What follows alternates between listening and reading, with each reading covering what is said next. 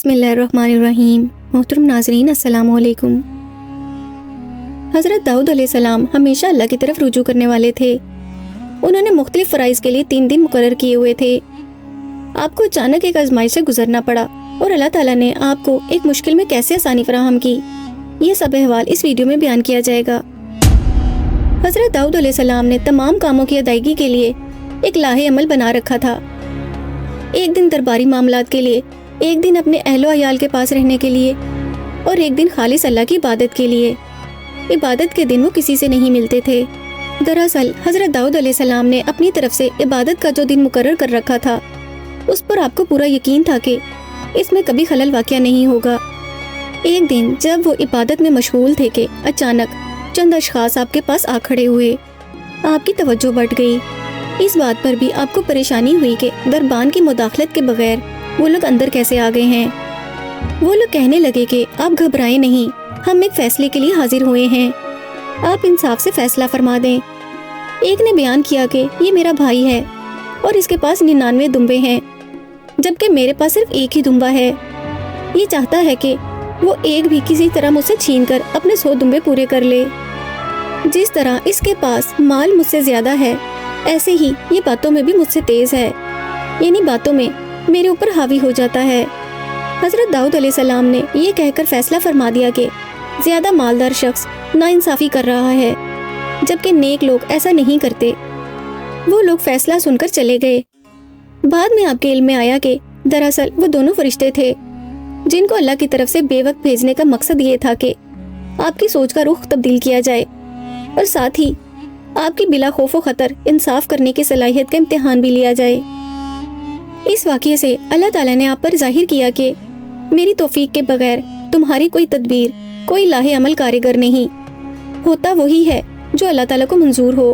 جب یہ واضح ہوا تو حضرت داؤد علیہ السلام نے اپنی عبادت میں کبھی خلل پیدا نہ ہونے دینے کی سوچ اور اس دن کی نامکمل عبادت پر خدائے پاک سے معافی طلب کی۔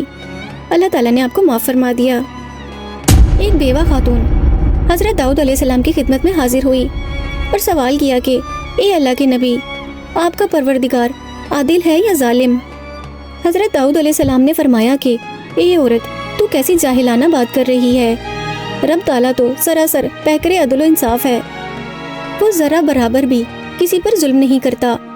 پھر آپ نے پوچھا کہ تم ایسا کیوں کہہ رہی ہو، آخر تمہارا قصہ کیا ہے؟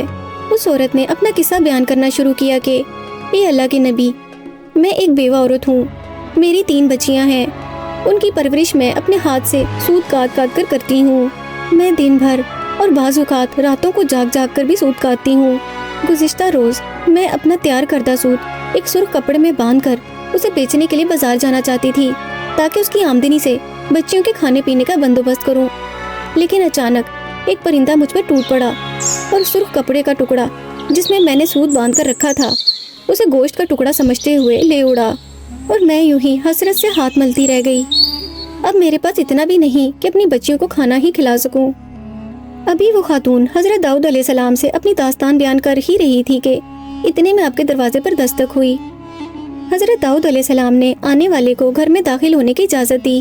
اجازت ملتے ہی ایک ایک کر کے 10 تاجر اندر داخل ہوئے۔ ان میں سے ہر ایک کے ہاتھ میں 100 دینار تھے۔ تاجروں نے عرض کیا کہ اے اللہ کے نبی، ہمارے دیناروں کو ان کے مستحق انسان تک پہنچا دیں۔ حضرت داؤد علیہ السلام نے پوچھا کہ تم لوگ یہ مال میرے پاس کیوں لائے ہو؟ تاجروں نے جواب دیا کہ اے اللہ کے نبی، ہم سب ایک کشتی میں سوار تھے کہ اچانک ایک زوردار آندھی آئی جس کی وجہ سے کشتی میں ایک جانب سوراخ ہو گیا اور پانی کشتی میں داخل ہونا شروع ہو گیا۔ ہمیں سامنے موت نظر آ رہی تھی، ہمارے پاس کوئی ایسی چیز نہیں تھی جس سے اس سوراخ کو بند کر سکتے۔ کچھ ہی دیر میں کشتی میں پانی تیزی سے داخل ہونے لگا۔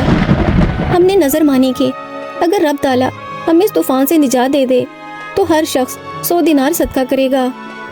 ادھر ہم نے نظر مانی، ادھر رب تعالیٰ نے ہماری مدد کا بندوبست کر دیا۔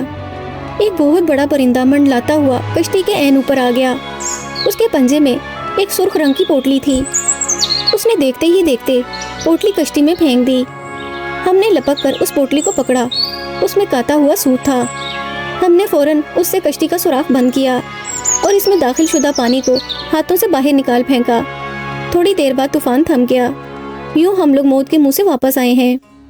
اب یہ صدقے کی رقم آپ کے ہاتھوں میں ہے، آپ جسے چاہیں اسے دے دیں۔ یہ قصہ سن کر حضرت داؤد علیہ السلام اس بیوہ کی طرف متوجہ ہوئے اور فرمایا، پروردگار تیرے لیے بحر و بر میں تجارت کر رہا ہے اور تو ہے کہ اسے ظالم سمجھ رہی ہے۔ پھر حضرت داؤد علیہ السلام نے وہ دینار اس خاتون کے حوالے کرتے ہوئے فرمایا کہ جاؤ انہیں اپنی بچیوں پر خرچ کرو۔ محترم ناظرین، اگر آپ کو حضرت داؤد علیہ السلام کے یہ دونوں واقعات پسند آئے ہوں تو کمنٹ کر کے اپنی رائے کا اظہار کیجیے اور اس ویڈیو کو لائک اور شیئر کیجیے، اور اس طرح کے مزید تاریخی، تحقیقی اور معلوماتی واقعات کے لیے ہمارے چینل اشال اسلامک اسٹوریز کو سبسکرائب کیجیے۔